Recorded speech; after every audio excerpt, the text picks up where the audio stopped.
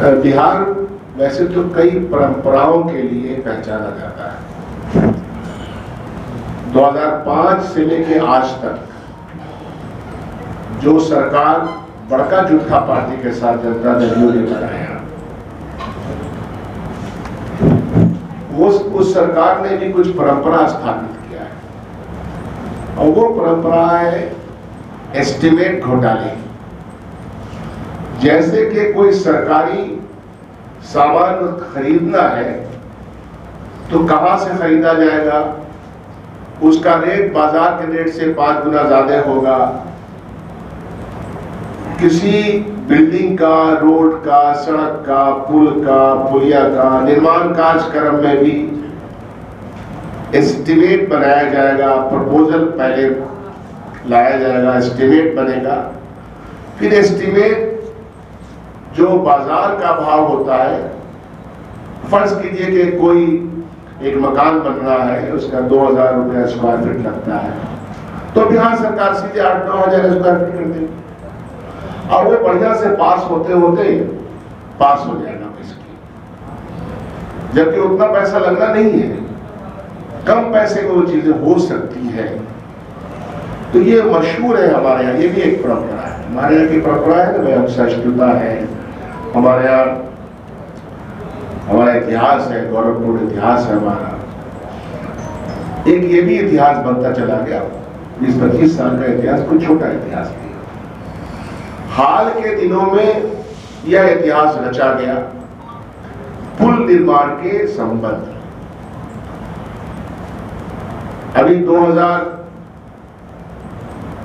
23 जून 2025 को ये जो कच्ची दरगाह बिद्दुपुर 6 लेन पुल, ये बना बहुत लंबा पुल है, इसकी जो स्वीकृति थी जब हम महागठबंधन में शामिल थे 2015 में, इसकी स्वीकृति के वक्त एस्टिमेशन था 3,115 करोड़ का। सरकार बदल गई और बदलने के बाद इसमें कई आयाम आए, आमूलचूल परिवर्तन, चाहे आवंटन किसको देना है, मटेरियल क्या लगना है, लगाना है, कई जांच पड़ताल होते होते अल्टीमेटली ये बना 3,115 करोड़ का पुल 4,988 करोड़ में बना। 2015 से लेके ये एस्केलेशन है, ये किसका पैसा है? ये पैसा बड़का झूठा पार्टी के पॉकेट से आया क्या? ये पैसा जनता का पैसा है और ये बड़ा एस्टीमेट घोटाला। और सिर्फ ये मैं जो बात कह रहा हूं और ये जहां तक बात पहुंचेगी आपके माध्यम से, उनको मालूम है कि मैं क्या कह रहा हूं। मैं जानता हूं कि एस्टिमेशन कैसे यहां होता है, खरीदो फरोख्त में किस तरह से घालमेल किया जाता है, निर्माण के काम में तो सबसे ज्यादा ये प्रक्रिया चलती है। कई बार ऐसा हुआ है कि जो संवेदक है उसके द्वारा बनाया हुआ पुल या उसके द्वारा बनाई हुई सड़कें या उसके द्वारा बनाए हुए मकान, इन सब में अगर उसने खराब मटेरियल दिया, जांच के लिए अगर जनप्रतिनिधि ने लिखा तो जांच भी नहीं होती है बल्कि पीसी का चार्ज बढ़ जाता है। कई बार ऐसा हुआ है कि फिर से उसी संवेदक को थोड़े दिन के लिए वो ब्लैकलिस्ट होता है और फिर थोड़े दिन के बाद मालूम हुआ कि वही संवेदक बहाल हो गया। और ये वो जानते हैं विभाग के लोग जो मेरी बात सुनेंगे कि मैं क्या कह रहा हूं, उनको अच्छी तरह मालूम। और यही कारण है कि जब आप एस्टीमेट घोटाला कीजिएगा और आप छूट दीजिएगा कि आप प्राइस एक्सक्लेट कर दें कि आपको छूट है, थोड़ा बहुत टाइम के साथ बढ़ता है, लेकिन साथ साथ जो गुणवत्ता है उसकी, उससे कॉम्प्रोमाइज होता है। गुणवत्ता से अगर जब कॉम्प्रोमाइज होगा तो सरकारी बिल्डिंग 5 साल में दरक जाती है, सरकार के द्वारा बनाया हुआ पुल पुलिया सड़क सबकी हालत खराब हो जाती है। और फिर हम एक मुरम्मती की योजना निकालते हैं, संवेदक को पहले देते हैं 5 साल के लिए या 7 साल के लिए मेंटेनेंस चार्ज। अब फिर मेंटेनेंस चार्ज किसको जगह मेंटेनेंस देना है उसने जिसने बनाया है। फिर मेंटेनेंस में तो वो काम होता नहीं है, लेकिन दोबारा जो मुरम्मती का काम शुरू होता है फिर उसी ठेकेदार को दे दिया जाता है कि तो मुरम्मती भी करो। ऐसे सैकड़ों मिसालें मैं दे सकता हूँ। मैं खुद विधायक हूँ तो मुझे मालूम है कि क्या होता है। संवेदक लोग अपना काम समय पर नहीं करेंगे, उसमें कोई दबाव नहीं होता है। और इसी कारण से आप पुलों के बारे में देखिएगा कि किस तरह से पुल गिरे हैं हमारे, कि कितने पुल, कितने 17 दिन में 12 पुल गिरे 2024 में। 17 दिन में 12 पुल गिर गए इसी बिहार में, और एस्टीमेट घोटाला ये चल रहा है। और बड़े बड़े पुल गिरे, छोटे की तो बात छोड़ दीजिए। उसके बाद सर देखिए कि नाम है हमारे पास 2022 और 2023 में भी गिरे थे पुल। बिहार में पुल गिरने का यह सिलसिला नया नहीं है, 2022 और 23 में भी हुआ। तो मिला जुला के 2024 में जल प्रकोप या भ्रष्टाचार का प्रकोप में कुछ और पुल नए हैं। 10 जुलाई को, 15 जुलाई को, 16 जुलाई को 2024 में 27 जून को 28 जून। तो इससे साबित क्या होता है? इससे साबित यह होता है कि जो सरकार चला रहा है, या तो उसको सरकार चलाने का लूर ढंग है नहीं, या फिर भ्रष्टाचार के जो ऐसे ही थोड़े भारतीय जनता पार्टी का जो दफ्तर पूरे हिंदुस्तान में बन गया, तो ये पैसा कहां से आया? इन्हीं सब वजह से पैसा आया।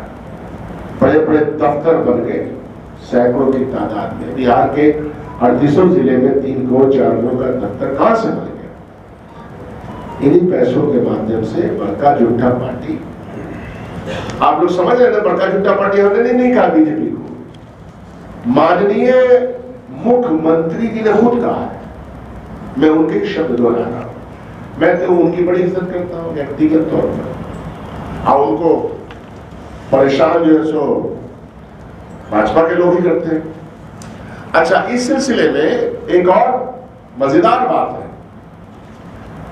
कि बड़का झूठा पार्टी के एक साहब है, नौजवान बिहार के हैं।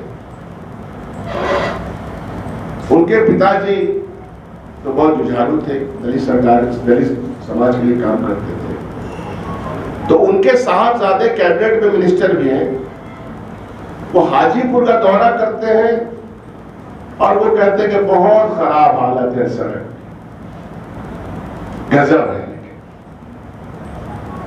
वो घूम रहे हैं और प्रधानमंत्री के खासम खास वो बोलते हैं। उनको ये पता नहीं है कि दलितों को प्रताड़ित करने का पूरा प्रोग्राम बड़का झूठा पार्टी के इतिहास में नहीं है।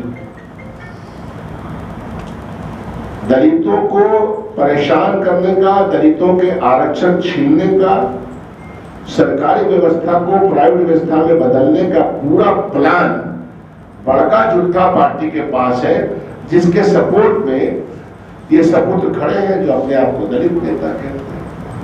लेकिन आश्चर्यजनक बात यह कि वो भी सड़कों के बारे में कोई तारीफ नहीं कर रहे हैं। तो उनसे मैं कहता हूं कि सीधा साधा बोलिए कि यहाँ सड़क के आवंटन के सिलसिले में, गुणवत्ता के सिलसिले में पूरा एस्टीमेट घोटाला है, उसको ये मान ले। और उन्होंने खुद ये बयान दिया है, चिराग जी ने खुद ये बयान दिया है। तो इसीलिए मिला जुला करके जो मामला है वो आपके सामने है। इसमें दिक्कत कहां है? निगरानी की कोई व्यवस्था है ही नहीं किसी भी कार्यक्रम में। हम लोग अपना घर भी बनाते हैं तो देखते रहते हैं ना भाई, दीवार पड़ी तो कितना पानी दिया गया, कितना उसमें अनुपात में सामान लगे, कोई निगरानी नहीं है। जून के महीना में सिर्फ ये निगरानी आप लोग कर लीजिए कि कितना पैसा इधर से उधर ट्रांसफर में जा रहा है, तो पता चल जाएगा। आप किसी अधिकारी से, आप लोग पत्रकार हैं, खोजी पत्रकार बन के जाइए, किसी छोटे से छोटे अधिकारी से बोलिए कि जून महीना में कितना टैक्स लग रहा है। खुलेआम तरीके से अधिकारियों से पैसे ट्रांसफर के नाम मांगे जाते हैं विभिन्न सचिवालयों के द्वारा। ये सारा भ्रष्टाचार की नजर बिहार और इसमें पिसती हुई बिहार की जनता आज।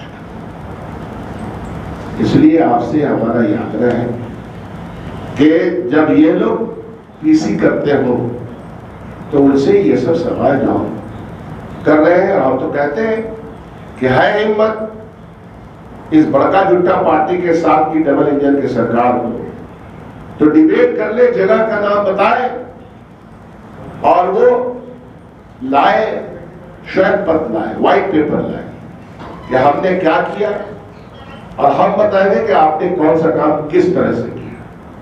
आप ठगने का काम कर रहे हैं।